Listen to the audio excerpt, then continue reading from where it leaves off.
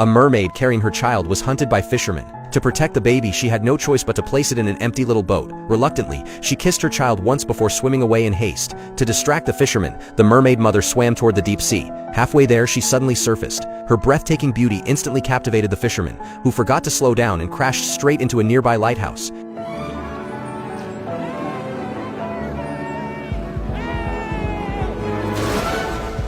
When the mermaid mother returned to look for her child, she discovered that the little boat had already been taken away by a couple.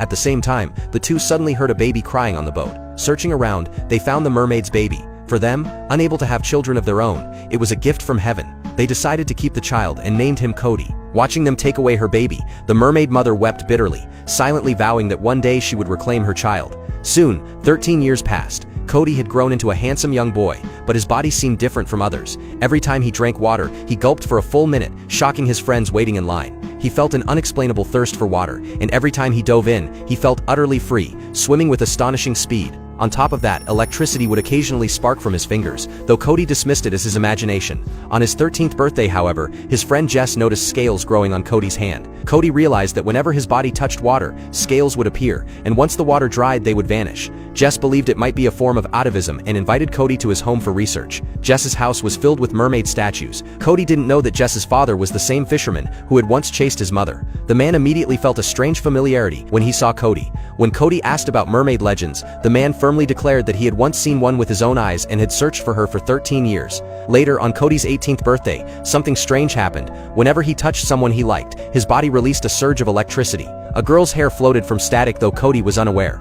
His hands also developed a mysterious grip, stronger by the day. He even thought he had watched too much Spider-Man. Downstairs, his parents suddenly heard him calling for help. When they rushed to his room, they saw Cody hanging upside down from the ceiling with no support at all. His mother immediately took him to a clinic, but the doctor insisted it was simply a normal stage of puberty. As Cody's scales became more frequent, Jess grew skeptical. Comparing them with illustrations in his books, he realized Cody's scales looked very much like fish scales. He asked Cody to try talking to fish, and to their shock, one simple command sent fish leaping from the tank. When Jess placed a light bulb in Cody's hand, it lit up with a blinding glow. Still, Jess hesitated to believe Cody was a merman. Back home, Jess searched through his father's research but was caught. When he questioned him, his father admitted he had seen a mermaid years ago, though no one believed him and mocked him as a madman. That was why he swore to catch one at all costs. The next day, Jess showed Cody under a microscope, confirming his scales were nearly identical to a fish's. Cody was indeed a merman. Unable to accept the truth, Cody pressed his adoptive parents about his past. Fearing losing him, they tried to hide it, but Cody wet his arm under a faucet and scales instantly covered it.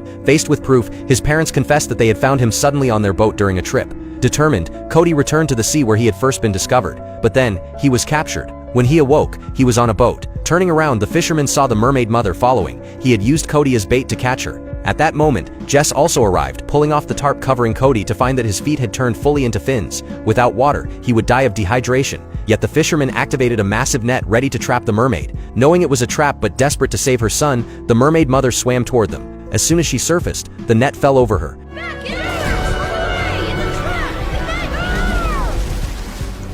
She struggled fiercely, but it was useless. Jess, seeing this, grabbed a knife and dove into the sea, slashing the net despite his father's protests. The mermaid escaped just in time, leaving the net empty when pulled up. Spotting his son in the water, the fisherman jumped in but could not find him. Fortunately, Cody appeared in time, rescuing Jess and dragging him to safety. But Jess was no longer breathing. Despite everyone's desperate efforts, his pulse did not return. In a last attempt, Cody told them to stand back. He placed his electrified hands on Jess like a defibrillator, and finally Jess began breathing again. The fisherman then realized his son Jess was what truly mattered, finally letting go of his lifelong obsession with mermaids. From the water, the mermaid mother watched the scene on shore. Cody too realized he did not belong there. With a heartfelt farewell to his adoptive parents, Cody returned to the sea, becoming a true merman at last.